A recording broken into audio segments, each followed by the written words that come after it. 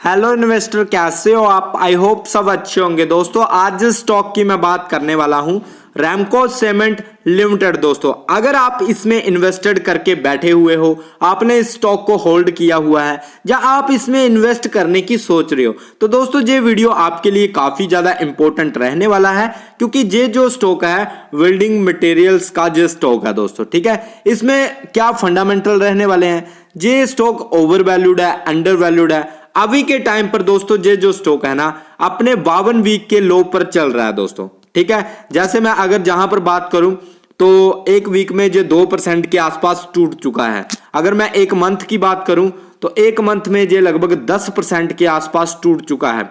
और अगर मैं एक साल की बात करूं तो साल में भी इसके जो है नेगेटिव रिटर्न है। और अगर किसी भाई ने एक साल पहले इसमें इन्वेस्ट किया होगा तो वो अभी भी नेगेटिव चल रहा होगा, ठीक है। और अगर मैं 5 सालों की बात करूं तो 5 सालों में सिर्फ इसने 3% के आसपास रिटर्न दिया है। तो ऐसे स्टॉक में क्या ही फायदा है दोस्तों। इससे अच्छा आप एफडी करवा दो, आरडी करवा दो, ठीक है, या म्यूचुअल फंड में इन्वेस्ट कर दो। तो ऐसे स्टॉक में क्यों फंसना है जो 5 सालों में भी आपको कितना परसेंट रिटर्न दे रहे हैं? 3% रिटर्न दे रहे हैं। 3% भी नहीं है, 2.95% आपको रिटर्न दे रहे हैं। तो ऐसे स्टॉक का कोई फायदा है? आप खुद ही सोचो, ठीक है। और अगर मैं ओवरऑल की बात करूं, ओवरऑल में इसने काफी अच्छा रिटर्न दिया है। उसके बाद पिछले 5 सालों में इसने लगभग 3% का ही रिटर्न ये स्टॉक दे पाया है दोस्तों, ठीक है। अब बात करेंगे दोस्तों इसके फंडामेंटल की। मेरी कुछ कंडीशंस हैं दोस्तों, अगर ये स्टॉक उन कंडीशन को फुलफिल करेगा तो मेरे लिए ये स्टॉक पॉजिटिव रहेगा, ठीक है। और अगर ये स्टॉक उनको फुलफिल नहीं करता है तो मेरे लिए ये स्टॉक नेगेटिव हो जाएगा और इसमें मैं कभी भी अपना पैसा इन्वेस्ट नहीं करने वाला दोस्तों। ये जो वीडियो है जो एजुकेशन पर्पस के हिसाब से है, बाकी अगर आप रियल में पैसा लगा रहे हो इसमें तो भाई अपनी भी रिसर्च होनी चाहिए दोस्तों, ठीक है, ध्यान में रखना। अगर मैं ओवरऑल की बात करूं तो मेरी जो कंडीशन कहती है कि स्टॉक का जो चार्ट है, प्राइस है, वो बढ़ते क्रम में होना चाहिए इस तरह से। क्या ये बढ़ते क्रम में नजर आ रहा है? आप बोलोगे हाँ भाई, ये बढ़ते क्रम में नजर आ रहा है। और अभी के टाइम पर ये 52 वीक के लो पर बैठा हुआ है, ठीक है। तो एक कंडीशन तो ये स्टॉक को फुलफिल कर रहा है, तो ये तो बढ़िया है, मेरे लिए तो बढ़िया है, ये कंडीशन फुलफिल हो रही है। नेक्स्ट है दोस्तों जहां पर फंडामेंटल की, फंडामेंटल क्या इसके बढ़िया है। मार्केट कैप की बात करें तो 18,228 करोड़ का मार्केट कैप है, जो कि एक बढ़िया संकेत है दोस्तों, ठीक है। बाकी अगर मैं बात करूं पीई रेशियो की, बहुत ज्यादा पीई रेशियो है। मुझे कितना पीई रेशियो चाहिए दोस्तों? मुझे 20 से नीचे का पीई रेशियो चाहिए, जहां पर कितना मिल रहा है? 47 का पीई रेशियो देखने को मिल रहा है। और अगर मैं पीबी रेशियो की बात करूं तो दोस्तों मुझे चाहिए 2 से नीचे का, जहां पर कितना चल रहा है? जहां पर 2.5 से ऊपर का चल रहा है, ठीक है। तो ये दोनों फंडामेंटल जो है, जो दोनों खराब चल रहे हैं। इंडस्ट्री भी खराब चल रही है, डेट ऑफ इक्विटी लगभग खराब ही है, 1 से नीचे होना चाहिए, हालांकि ठीक ठाक ही है, पर मैं इसको खराब ही मानूंगा दोस्तों, ठीक है। फिर अगर मैं बात करूं आरओई की तो आरओई बिल्कुल खराब चल रही है। अर्निंग पर शेयर 16 रुपए 16 पैसे, जहां पर अपने इन्वेस्टर को कमा कर दिए हैं। डिविडेंड की बात करें तो डिविडेंड बिल्कुल उतना ज्यादा नहीं मिलता है, पर डिविडेंड का हमें कोई लेना देना नहीं है, ठीक है। फिर बुक वैल्यू की बात करें तो 297 रुपीज का बुक वैल्यू देखने को मिल रहा है, जो कि एक बढ़िया है, ठीक है। फेस वैल्यू की बात करें, 1 की फेस वैल्यू है। तो कल को अगर आप सोच रहे होंगे कि इस स्टॉक में हमें स्टॉक स्प्लिट का मिलेगा या फिर बोनस शेयर मिलेंगे, तो ऐसा ऑप्शन इसमें नहीं मिलने वाला। जिस स्टॉक की फेस वैल्यू 1 होती है उसमें ऐसे ऑप्शन बहुत ही कम, मतलब होते ही नहीं है, ठीक है। तो ध्यान में रखना। तो ये उम्मीद मत पाल कर बैठ जाना कि इसमें हमें बोनस शेयर जारी होंगे या फिर ऐसा हो जाएगा वैसा हो जाएगा। इसमें आपको कुछ भी ऐसा नहीं मिलने वाला। हाँ, इसमें ये मिलेगा थोड़ा बहुत डिविडेंड, दूसरा अगर आपने अच्छी जगह बाइंग किया और अच्छा खासा आपको रिटर्न है जहां से मिल सकता है, ध्यान में रखना। अब बात करेंगे दोस्तों जहां पर इसके फाइनेंशियल कंडीशन की। अगर मैं ईयरली की बात करूं तो स्टॉक रेवेन्यू काफी अच्छा बढ़ रहा है। और अगर मैं प्रॉफिट्स की बात करूं तो प्रॉफिट्स बहुत कम हुआ है दोस्तों ईयरली में, ठीक है। पिछले साल बुरी तरह से स्टॉक प्रॉफिट के मामले में टूटा है दोस्तों। और अगर मैं नेटवर्थ की बात करूं तो नेटवर्थ भी दोस्तों ठीक ठाक ही है, इतनी ज्यादा बड़ी भी नहीं है, लगभग ठीक ठाक ही है, ठीक है ना। अगर मैं डिटेल में बात करूं इसमें तो रेवेन्यू है 2113 करोड़ का और ये क्वार्टरली है। ईयरली की बात कर लेते हैं। ईयरली में जो रेवेन्यू है दोस्तों 8,190 करोड़ का रेवेन्यू है और खर्चे कितने हुए हैं 7,718 करोड़ के खर्चे हुए हैं। ये एक नेगेटिव है मेरे लिए। भाई जितना आपका रेवेन्यू है उसके आसपास तो आपके खर्चे हो रहे हैं, तो ये कहीं ना कहीं मेरे लिए थोड़ा सा नेगेटिव है दोस्तों। ठीक है, बात करें बैलेंस शीट की तो दोस्तों टोटल एसेट कितने हैं कंपनी के पास। टोटल एसेट है जहां पर 14,594 जहां पर टोटल एसेट है। और अगर लाइबिलिटीज की बात करें 7,726 करोड़ जहां पर लाइबिलिटीज हैं दोस्तों। ठीक है, बाकी कैश फ्लो की बात करें तो कैश फ्लो दोस्तों कहीं ना कहीं नेगेटिव चल रहा है। ये भी एक चिंता का विषय बना हुआ है दोस्तों। ठीक है, अब बात करेंगे दोस्तों इसके शेयर होल्डिंग पैटर्न की। मुझे कितनी शेयर होल्डिंग पैटर्न चाहिए, मेरा क्राइटेरिया क्या कहता है। मेरा क्राइटेरिया कहता है दोस्तों 60+ प्रमोटर की होल्डिंग होनी चाहिए। क्या आपको जहां पर 60+ प्रमोटर की होल्डिंग देखने को मिल रही है? नहीं भाई। और जितनी भी है ना इसमें भी 8% 9% के आसपास जो प्रमोटर की होल्डिंग है वो प्लेज है, मतलब गिरवी रखी हुई है।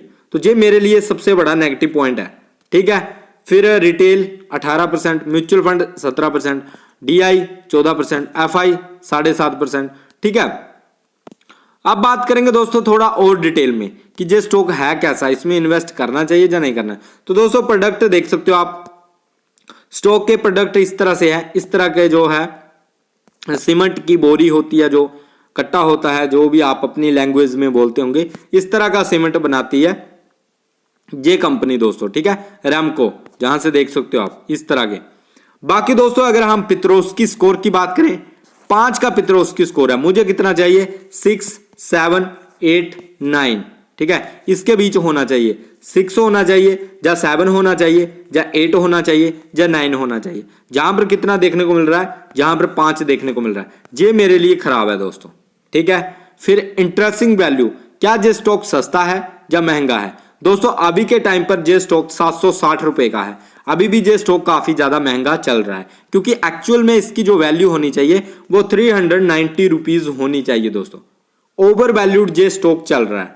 ठीक है, ये अंडर वैल्यूड नहीं है, ये ओवर वैल्यूड अभी के टाइम पर ये स्टॉक चल रहा है दोस्तों। अगर लॉन्ग टाइम के हिसाब से सोच रहे हो तो आप इन्वेस्ट कर सकते हो। बाकी अगर शॉर्ट टर्म के लिए भी आप सोच सकते हो, पर दोस्तों लॉन्ग टाइम के लिए ही बढ़िया है। बाकी शॉर्ट टर्म के लिए मैं जहां पर नहीं, कभी भी आपको ये नहीं बोलूंगा कि शॉर्ट टर्म के लिए ये स्टॉक बढ़िया है। ठीक है, लॉन्ग टर्म के लिए लॉन्ग जितना रखोगे उतना बढ़िया करके जा सकता है।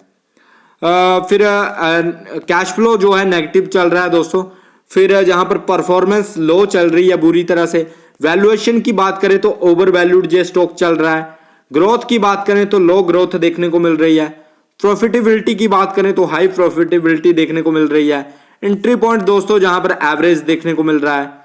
रेड फ्लैग की बात करें तो लो रेड फ्लैग देखने को मिल रहा है दोस्तों। ठीक है, ध्यान में रखना। तो अभी के टाइम पर गुड भी नहीं है, तो मैं तो कभी भी एंट्री जहां पर ना लूं दोस्तों। ठीक है, बाकी ये स्टॉक ओवर वैल्यूड चल रहा है, जहां पर आप पढ़ भी सकते हो दोस्तों। ठीक है, ध्यान में रखना। नेक्स्ट बात करेंगे दोस्तों lower than debt of equity ratio. हाँ, कंपनी पर कर्ज उतना ज्यादा नहीं है। ठीक है, और lower than industry current ratio, तो रेशियो काफी खराब चल रहा है इंडस्ट्री करंट रेशियो। ठीक है, और हायर देन इविटा, इविटा अच्छा है, ये एक गुड पॉइंट है। Higher than industry net profit margin, ये भी बढ़िया है। ठीक है, अब दोस्तों देखते हैं होल्डिंग का क्या हो रहा है, कौन कहां पर बाइंग कर रहा है और कौन जहां पर सेल करके अपना माल बेचकर निकल रहा है। एफआई की बात करें तो लगभग इन्होंने सस्टेन किया हुआ है 7-8, 7-8, 7-8, 7.5, 7-8, 7-8, 7.5 के बीच में इनकी होल्डिंग अभी तक चल रही है दोस्तों। कोई बड़ी बहुत बड़ी जहां पर माल बेचा नहीं है कि बहुत ज्यादा माल बेच दिया हो जिसकी वजह से काफी ज्यादा गिरावट हो गई हो। ठीक है ना, तो कहीं ना कहीं एफआई जो है सस्टेन करके चले हुए हैं। बात करेंगे दोस्तों डीआई की, तो डीआई भी ज्यादा कुछ नहीं कर पा रहे हैं, हालांकि सस्टेन करके चले हुए हैं दोस्तों। तो ध्यान में रखना एफआई और डीआई दोनों अपना माल नहीं बेच रहे हैं, इसका मतलब ये स्टॉक ऊपर को जाने वाला है, ध्यान में रखना। ठीक है, नेक्स्ट है दोस्तों म्यूचुअल फंड। म्यूचुअल के फंड की बात करें, इन्होंने पहले 16% की होल्डिंग थी, अब कहीं ना कहीं इन्होंने होल्डिंग को बढ़ाया है दोस्तों। ठीक है, अब फिर से 17-18 के पास इनकी होल्डिंग पड़ी है। ना तो आपके एफआई बेच रहे हैं, ना तो आपके डीआई बेच रहे हैं, ना तो आपके म्यूचुअल फंड बेच रहा है। तो इसका मतलब है कहीं ना कहीं स्टॉक में अभी बढ़त देखने को मिलेगी दोस्तों, ठीक है, ध्यान में रखना। नेक्स्ट है दोस्तों promoter holding. Total promoter holding की बात करें तो 8 से 9% की जो प्रमोटर होल्डिंग है वो कहीं ना कहीं गिरवी हो रखी है। ये मेरे लिए दोस्तों एक नेगेटिव पॉइंट है, 8 से 9% की होल्डिंग गिरवी है, बाकी अच्छा है, ठीक है, ध्यान में रखना। फिर है दोस्तों रिटेल। तो रिटेल भी आप जहां पर देख सकते हो कुछ अदर पार्टीज भी हैं, बाकी कुछ रिटेल भी है, ध्यान में रखना। नेक्स्ट है दोस्तों डिविडेंड। क्या ये स्टॉक डिविडेंड देता है? तो आप जहां पर देख सकते हो दोस्तों 2 रुपए पर शेयर डिविडेंड दिया है, 3 रुपए प्रति शेयर डिविडेंड दिया है, 2.5 रुपए प्रति शेयर डिविडेंड दिया है। तो ज्यादा कुछ बड़ा डिविडेंड देती नहीं है, ध्यान में रखना दोस्तों। अब चलते हैं दोस्तों जहां पर स्टॉक के बारे में कि ये स्टॉक को बाय करना चाहिए या नहीं करना चाहिए। दोस्तों जहां पर मैं आपको लेवल बता देता हूं, 650 के आसपास आता है तो एक बड़ी बाइंग जहां से हो सकती है। अभी के टाइम तक ये गिर सकता है, ठीक है। तो 600 के आसपास अगर ये स्टॉक आता है तो मेरे लिए एक अपॉर्चुनिटी जरूर बनेगी। फिलहाल के लिए मेरे लिए कोई भी जहां पर बाइंग का सिनेरियो नहीं बनने वाला। 600 के आसपास मेरी बाइंग रहेगी और उसके बाद फिर बाइंग मेरी रहेगी 555 के आसपास। अगर जहां से भी टूट जाता है, गिरावट होती है, फिर मैं इसमें लॉस बुक करके निकल जाऊंगा। ये मेरी थ्योरी रहने वाली है। बाकी दोस्तों आप अगर सोच रहे हो कि भाई लॉन्ग टाइम के लिए इन्वेस्ट करना है तो लॉन्ग टाइम के लिए कोई भी टाइम जो है इतना वो नहीं होता है, आप चाहो तो कर सकते हो। बाकी आपको खुद की रिसर्च करनी है भाई, ठीक है। मेरे लिए पूछो आप तो जब तक 600 के आसपास ये स्टॉक नहीं आता है मैं इसमें कभी भी होल्डिंग या मतलब पैसा इन्वेस्ट नहीं करने वाला। हालांकि ये स्टॉक काफी ज्यादा ओवर वैल्यूड ऑलरेडी चल रहा है, ये मैं इसलिए इसमें इन्वेस्ट करूंगा क्योंकि FIDI काफी अच्छा जहां पर होल्ड करके बैठे हुए हैं। बाकी मुझे कोई अपॉर्चुनिटी इसमें नजर नहीं आ रही है। 600 के आसपास आएगा तभी बाइंग बनेगी, नहीं तो अभी भी ये स्टॉक काफी महंगा है, ओवर वैल्यूड है, वैल्यूएशन हाई है। तो मेरे लिए अभी के लिए इसके लिए नेगेटिव पॉइंट है दोस्तों। मैं इसमें कभी भी अभी के टाइम पर इन्वेस्ट नहीं करना चाहूंगा दोस्तों, ठीक है। बाकी दोस्तों अगर वीडियो अच्छा लगा है लाइक करना, चैनल को सब्सक्राइब कर लेना। अगर आपके माइंड में भी कोई ऐसा स्टॉक है तो कमेंट करना, मैं जरूर उस पर वीडियो लेकर आऊंगा दोस्तों, ठीक है। मिलते हैं नेक्स्ट वीडियो में, बाय गाइस।